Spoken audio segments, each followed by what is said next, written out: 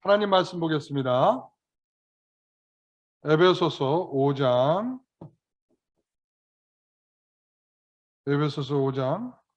28절에서 33절까지 말씀. 제가 읽겠습니다. 이와 같이 남편들도 자기 아내 사랑하기를 자기 자신과 같이 할지니 자기 아내를 사랑하는 자는 자기를 사랑하는 것이라. 누구든지 언제나 자기 육체를 미워하지 않고 오직 양육하여 보호하기를 그리스도께서 교회에게 함과 같이 하나니 우리는 그 몸의 지체입니다. 그러므로 사람이 부모를 떠나 그의 아내와 합하여 그들이 한 육체가 될지니 이 비밀이 크도다. 나는 그리스도와 교회에 대하여 말하노라. 그러나 너희도 각각 자기 아내 사랑하기를 자신같이 하고 아내도 자기 남편을 존중하라. 아멘. 현실의 신앙생활 세 번째, 부부에게입니다. 부부에게. 아내에게는 뭐였죠? 현실의 신앙생활 아내에게는 복종, 남편에게는 사랑, 책임. 오늘 세 번째는 부부에게는 뭐냐 하면 한 몸. 한 몸. 자, 남편은 아내가 그리스도 안에서 잘 성장해서 아름다운 영광이 되는 교회를 세워가듯이 남편의 역할을 하는 것입니다. 그리고 아내는 참된 그리스도에게 복종하듯이 남편에게 복종함으로 아름다운 가정을 이뤄가는 것입니다.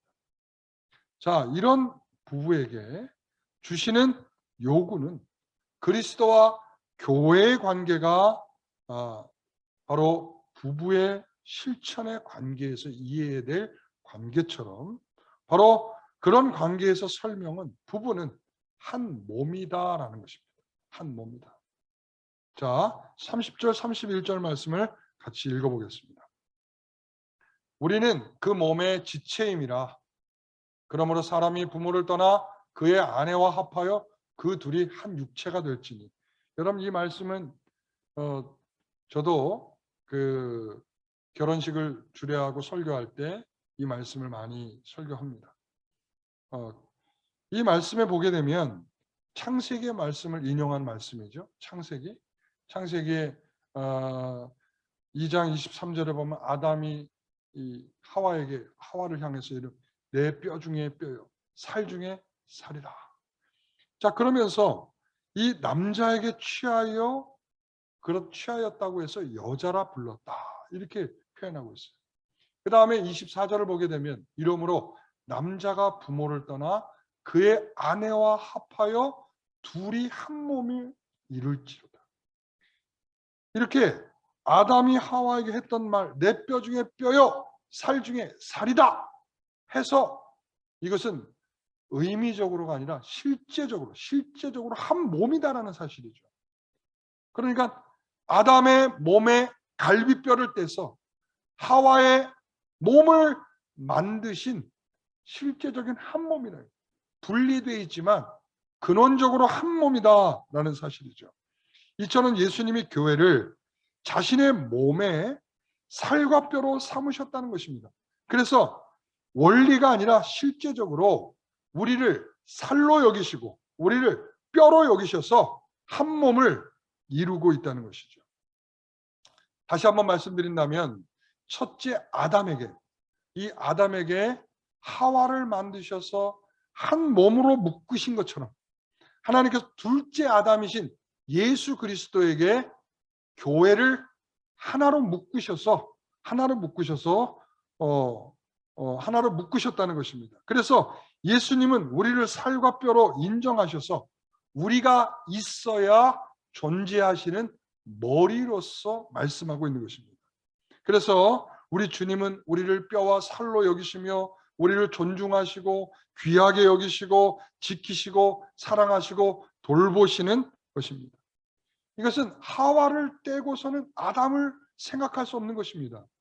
다시 말하면 교회를 떼놓고서는 머리이신 예수 그리스도를 생각할 수 없다는 말입니다.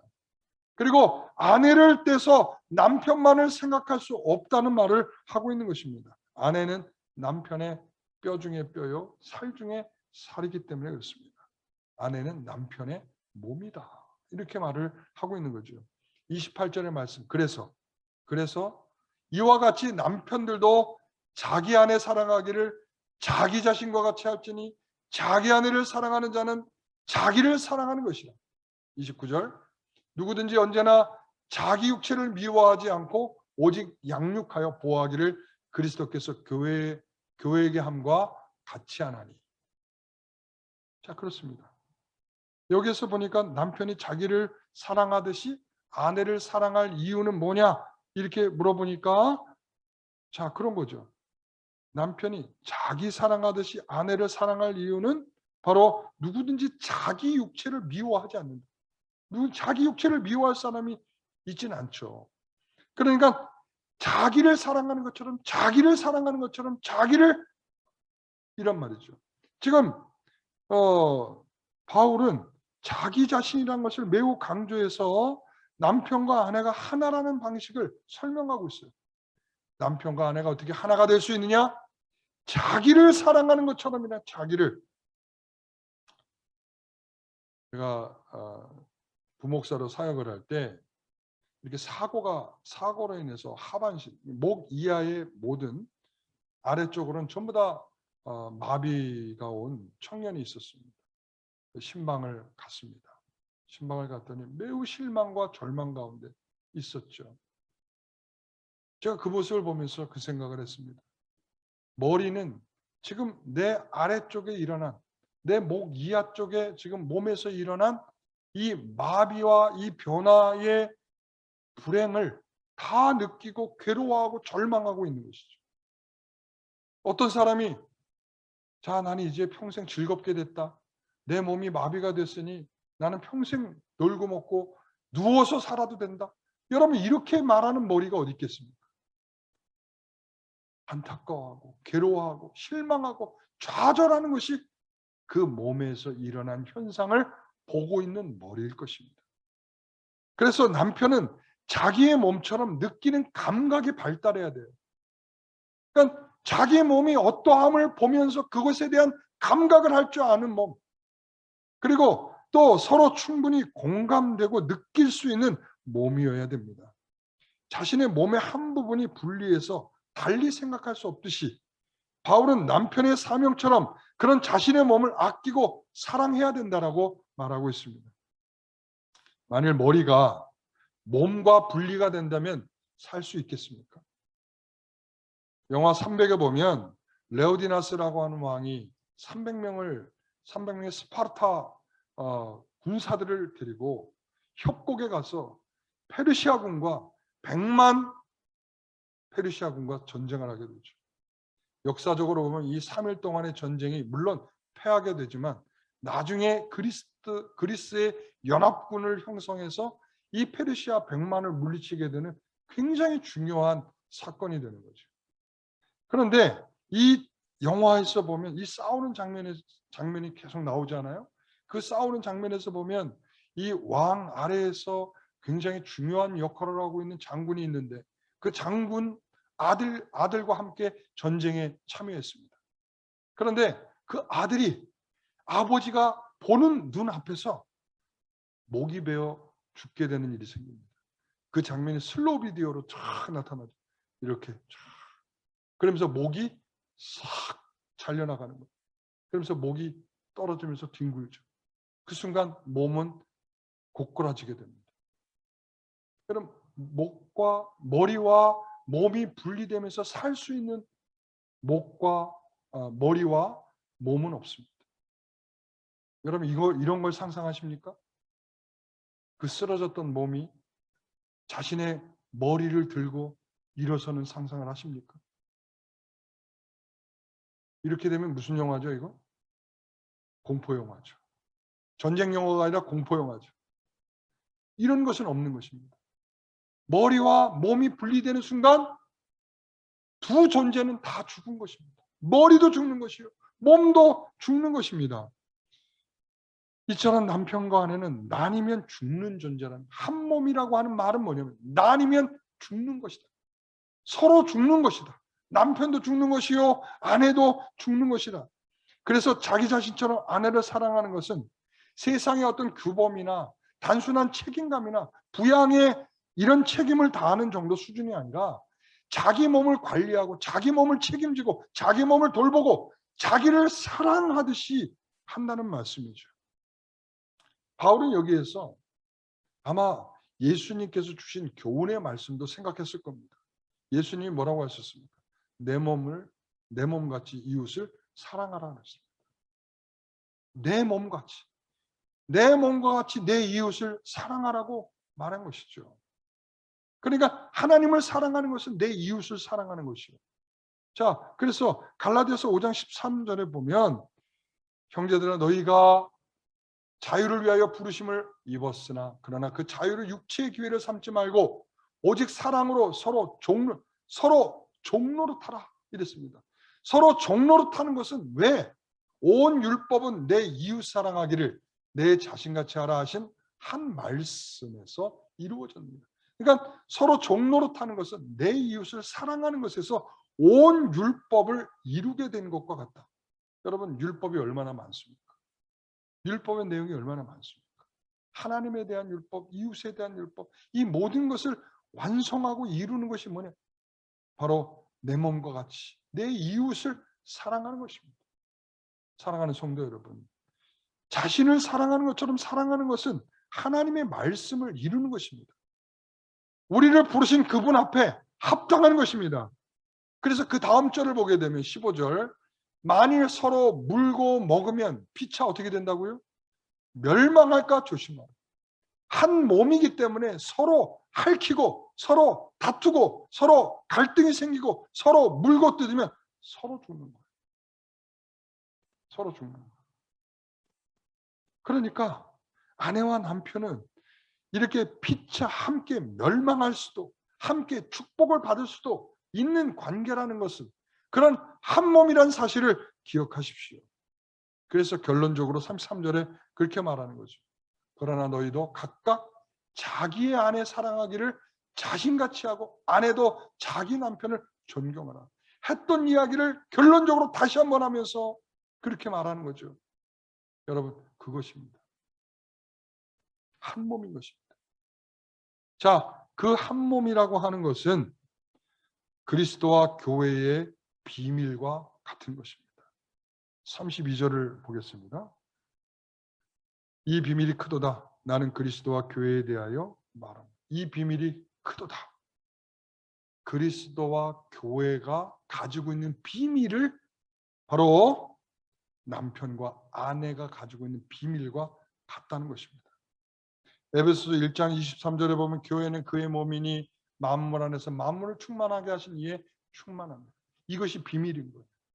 그 머리이신 그리스도께서 교회를 충만하게 하시는 그 은혜가 비밀인 것입니다. 그것은 그리스도와 교회는 서로 연합되어 있다는 말입니다. 한 몸으로서 뭐하다고요? 연합되어 있다는 것입니다. 남편과 아내는 서로 연합되어 있는 비밀을 가지고 있는 것입니다. 그래서 남편과 아내의 연합은 같은 운명의 연합이라는 것입니다. 자, 다시 말합니다. 남편과 아내의 연합은 바로 같은 운명의 연합이다. 여러분 이걸 기억하십시오. 모세가 하나님을 향해서 죄를 짓고 심판하실 하나님을 향해서 뭐라고 말합니까? 하나님 생명책에서 저도 빼주세요. 여러분 우리가 그런 말을 하지 않잖아요. 그 말은 뭐냐면 이스라엘이라고 하는 하나님이 구원하실 공동체에 그들이 죄를 져서 심판받는다면 저도 마찬가지로 되어야 한다는 것입니다. 함께 연합되어 있는 공동체는 그가 망하면 나도 망하는 것입니다. 그가 책망을 받으면 나도 책망을 받는 것입니다. 그가 축복을 받으면 나도 축복을 받는 것입니다라고 말하고 있는 것이죠. 그래서 이것을 알고 있는 교회의 성도들은 바로 이런 공동의 책임에 대한 이해가 생기는 거예요. 여러분 하나님께서 왜 교회를 세우셨습니까? 왜 우리를 하나로 모으셨습니까? 왜 그냥 각자의 집에서 예배하게 하지 왜 우리를 이렇게 모아서 예배하도록 이게 바로 한 몸이라고 하는 것을 확인하는 거예요. 우리가 이렇게 예배 시간에 함께 모여 있는 거, 한 목소리로 찬송하고 한 사람이 기도하면 그 기도를 따라서 함께 기도를 하고, 왜 이런 질서를 따르느냐? 그것이 우리가 한 몸이라는 사실을 확인하는 것입니다. 그러니까 여기서 다른 짓하고 다른 생각하고 다른 거 하고 있으면 그 사람은 한 몸이 아닌 거예요. 왜? 이 한 몸이라고 하는 연합됨에 동참하고 있지 않기 때문이죠. 제가 전에 그런 말을 들었어요. 한 몸이면서 한 몸이 아닌 자가 있다. 제가 그때 그런 예를 드렸어요. 우리가 한 몸인데 우리의 한 몸이 될 수 없는 것이 있다. 암세포다. 우리의 몸을 죽여가고 있는 그런 세포가 우리 안에 한 몸처럼 존재하고 있다. 여러분 기억하십니까? 그러니까 여러분, 이 안에서도 우리가 한 몸이라고 하는 것은 서로가 서로를 위한 몸이어야지 서로가 서로를 죽이기 위한 몸이 아니라는 사실이죠. 우리의 연합은 서로를 살리기 위한 것이고, 서로가 진정으로 가치가 무엇인지를 그 하나를 바라보면서 함께 걸어가는 것입니다. 그래서 연약한 성도를 보면 그냥 볼 수 없는 거예요.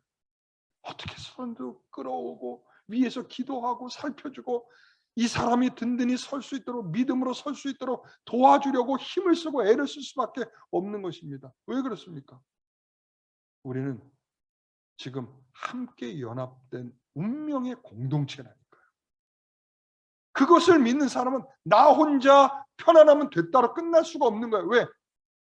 우리가 함께 그리스도의 몸이라고 하는 사실을 생각하면서 연약한 지체를 돌봐서라도 함께 가야 한다는 운명적 사명을 갖고 있기 때문이죠. 그렇게 해서 바로 그리스도께서 그렇게 우리를 충만하게 하시는 거예요. 때로는 교회를 통해서, 그리고 교회를 세우시고 목사를 세우시고 그리고 성도를 부르시고 직분자를 세우시고 그리고 또 봉사를 하게 하고, 여러분 이런 것들이 이게 뭐냐면 이게 단순히 그냥 한 개개인이 불려지고 하고 있는 것이 아니라 이게 바로 그리스도의 연합된 그 몸된 자들에게 충만함을 주시기 위해서 하나님께서 이런 사람들을 세우셔서 충만하게 하시는 것입니다. 목사를 세우셔서 하나님의 말씀을 선포하게 해서 충만케 하시는 것입니다. 여러분, 그리고 옆에 있는 성도들을 세우셔서 그 성도와 함께 손을 맞잡고 함께 천성을 향해 걸어갈 수 있는 의지를 주시도록 우리를 그렇게 하나로 묶으신 것입니다. 여러분, 그래서 부부는 그렇게 운명된 연합의 공동체인 것입니다.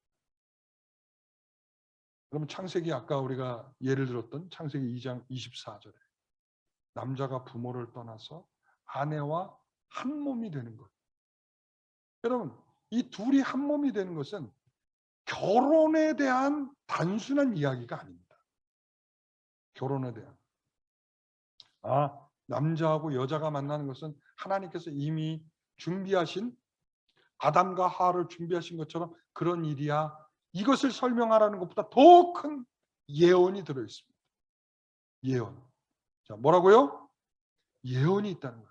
그 예언은 뭐냐면 한 남자가, 한 사람이 아버지를 떠나서 라고 하는 것은 하나님 보좌에 성부 하나님을 떠나서 성자가 사람의 몸을 입고 이 땅에 오셔서 대속의 속죄를 행하시고 그리고 부활하셔서 성도들과 하나를 이루기 위한 한 몸, 그리스도와 교회가 한 몸을 이루기 위한 예언으로 이 창세기 2장 24절을 말씀하고 있는 거예요. 그래서 오늘 본문에서 보게 되면 30절의 말씀에 원래 여기 살과 살과 뼈요 이렇게 돼요. 그 살과 뼈요라고 하는 표현도 거기에 들어가 있는 것입니다. 다시 말하면 아담과 하와, 아담의 뼈와 살이 하와였듯이 바로 그리스도의 머리이신 그 몸으로서의 뼈와 살은 교회다라고 하는 것을 말하는 것이죠. 그것이 바로 예언이고 그 예언이 이렇게 교회적으로 성취됐다는 것을 말씀하고 있는 것입니다. 그래서 그리스도 안에 있는 교회는 그리스도와 함께 죽고 그리스도와 함께 살고 그리스도와 함께 보좌에 앉고 그리스도와 함께 보좌의 영광을 얻게 되는 것입니다. 그리스도 안에 있는 교회는 승리할 것입니다. 반드시 승리합니다. 하나님의 자녀는 어떤 경우에도 승리할 것입니다. 지금 연단과 또한 어려움을 겪고 있어도 승리할 것입니다. 부자와 나사로에서 거지같이 평생을 살아서도 그는 승리하였습니다. 여러분, 주님은 우리의 충만함 없이 홀로 충만하신 분이 아니라 우리를 교회로 삼으셨다면, 우리를 뼈와 살로 삼으셨다면 우리를 끝까지 데리고 완전한 승리의 그 순간까지 우리를 이끌고 가실 것입니다. 이게 남편과 아내인 것입니다. 한 몸으로서 연합되어 있는 공동체. 그래서 우리는 어떤 사건을 만나면 그런 것입니다. 아, 그 가운데 하나님의 참된 의미가 들어있구나. 이것을 깨닫듯이 우리에게 그 사건이 없었더라면 얼마나 좋았을까 할 만한 정말 어렵고 힘들고 지치는 일들이 우리에게 나타날 때 말이죠. 우린 그런 생각을 합니다. 아, 이런 일은 없었으면 얼마나 좋았을까. 그런데 여러분, 우리가 만약 그 일이 없었다면 딴 길로 갔을 거예요. 딴 길로 갔을 겁니다. 그리스도의 충만함을 알지 못했을 것입니다. 신자의 성숙함을 알지 못했을 것입니다. 여러분, 사람이 성숙한다는 것은 독립적입니다. 독립적입니다. 아이가 자라서 학교를 졸업하고 그리고 직장에 가서 결혼을 하고 독립적으로 살아가는 것이 성숙한 것입니다. 그러나 신자의 성숙함은 반대입니다. 더 의존적입니다. 더 의존적. 이 말이 무슨 말? 더 하나님을 의지하는 마음이 커지는 것이 성숙함입니다. 그래서 우리가 어떤 일을 만났을 때 하나님 살려주십시오. 하나님 도와주십시오. 하나님 아니면 안 됩니다. 라고 하는 마음을 갖도록 하는 것이죠. 어떤 성도가 그러더라고요. 제가 그랬어요. 왜 기도하지 않으십니까? 요즘에 문제가 없어서 기도를 안 하는 것 같습니다. 우리가 가지고 있는 속성이 이렇죠. 문제를 만나지 않으면 도무지 기도할 수 없는 마음. 다시 말하면 문제가 없으면 하나님을 의지하려는 성숙함이 자라지 않는 우리들의 마음. 그러니까 하나님께서 왜 우리에게 문제를 주시고 또 문제를 주시고 또 문제를 주시는 이유는 뭐냐면 우리를 고달프고 괴롭게 하려는 목적이 아니라 우리를 성숙하게 하시는 하나님의 방식인 거죠. 하나님의 충만함입니다. 교회에게 주는 충만함입니다. 오늘 한 몸인 부부는 하나의 운명체처럼 생각해야 합니다. 아내가 잘못하면 남편이 잘못한 것입니다. 남편이 잘못하면 아내가 잘못한 것입니다. 그래서 우리는 항상 그런 마음을 가져야 돼요. 여러분, 우리가 내 손이 예쁘지 않다고 해서 내 손을 바늘로 막 찔릴 사람이 어디 있겠습니까? 누가 그러대요, 저보고. 목사님 설교할 때 보면 손이 두꺼워가지고요. 두꺼비 손 같아요. 안 예쁘다는 거지, 안 예쁘다는 거. 나도 알아요. 손가락은 짧고 손바닥은 두껍고 굉장히 예쁘지 않은 전형적인 손을 갖고 있죠. 그런데 저는 제 손이 예뻐요. 좋아만 보여요. 왜? 내 손이니까. 내 손이거든요. 네 손이 아니고요. 내 손이에요. 네. 다른 사람은 내 손에 대해서 그렇게 판단을 한다 할지라도 내 손이거든요. 내 몸이에요. 그러니까 바로 우리는 내 손을 내가 찌를 수 없는, 내 손을 내가 자를 수 없는, 밉고 그리고 버리고 싶다고 해서 버릴 수 없는 사랑스러운 손일 수밖에 없는 내 것이라고요. 우리가 주님께 순종하지 못하는 이유가 뭐냐라고 물으면 결국은 뭐냐면 우리가 주님께서 말씀하셨듯이 주께 순종하도록 남편에게 그리고 또한 아내를 사랑하도록 한 이 남편에게 요구를 순종하지 않는 우리들의 모습이 결국은 뭐냐면 주님께 순종하지 않는 것입니다. 그래서 제가 요즘에 우리 자녀들을 만나고 있잖아요. 얘네들이 그래요. 목사님 솔직히 교회 오고 싶어서 오지는 않습니다. 초등학교 때까지는 그냥 즐겁게 왔는데요. 중학교 된 순간부터는 왠지 나도 모르게 즐겁지가 않습니다. 억지로 옵니다. 그렇겠지. 그 제가 요즘 그래요. 느끼는 것 중에 하나가 뭐냐면 얘네들한테 1시간을 붙들고 얘기를 하고 있잖아요. 내가 얘한테 100번의 설교를 한 것보다 주일날 예배 시간에 와서 100번의 설교를 듣는 것보다 한 번에 1시간을 대화하는 게 더 낫더라고요. 제가 요즘에 놀라는 게 그거예요. 여러분, 이게 왜 이렇게 안 되고 있는가를 생각해 보십시오. 함께 예배드리고 집에 가면 아이들에게 무슨 말씀을 들었는지 아이들과 함께 고민하지 않습니다. 오늘 설교 말씀을 듣고 왔다면 그 말씀을 가지고 어떻게 살아야 되는지 가정에서 실천하지 않습니다. 신앙생활을 해야 되는데 신앙생활을 교회에서만 합니다. 교회는 신앙생활하는 데가 아니에요. 교회는 신앙인으로서 확인하는 장소, 말씀을 확인하는 장소고 우리가 그리스도의 사람임을 확인하는 장소입니다. 그 확인된 말씀을 가지고 이제 우리의 구체적인 신앙 생활을 하기 위해서 가정으로 돌아가는 것입니다. 그런데 남편은 아내에게 그 신앙적인 자기 몸을 사랑하는 것 같은 사랑을 아내에게 보여주지 않고, 그리고 또한 마찬가지로 남편에게 지도력에 대한 모든 순종을 보여주면서 진정 우리의 머리 되심은 그리스도입니다라고 하는 순종적 자세를 자녀들에게 보여주지 않으니 어떻게 신앙생활이 자녀들이 신앙적으로 자리 잡히며 바른 믿음이 될 수 있겠습니까? 우리 가정은, 전 요즘 그런 생각이 들었어요. 가정은 불신의 터다. 신앙적인 것으로 어떤 것으로도 우리가 신앙적으로 표현하지 않는 장소. 그저 TV 보고 그냥 서로 즐겁고 행복한 거 찾고 맛있는 거 먹고 그리고 서로 사회적 윤리와 법칙으로 따지고 사회적 가치로 말하고, 신자로서 말할 수 있는 말은 가정에서는 말하지 않아요. 왜 항복해야 되느냐? 부릴 수 있는 감정적 표현들은 다 부리는 거예요. 이런 상태로 자녀들이 배울 수 있는 거 신앙 아닙니다. 여러분들을 속이고 있는 거예요. 교회 가는 척 해주는 것이고요. 그냥 예수 믿는 척 해주는 겁니다. 여러분들이 신자인 척 하는 것처럼 동일한 맥락의 결과들이 오고 있는 것이죠. 오늘 사랑하는 성도 여러분, 가정은 주의 말씀을 들고 선교사와 같은 마음으로 돌아가야 할 장소입니다.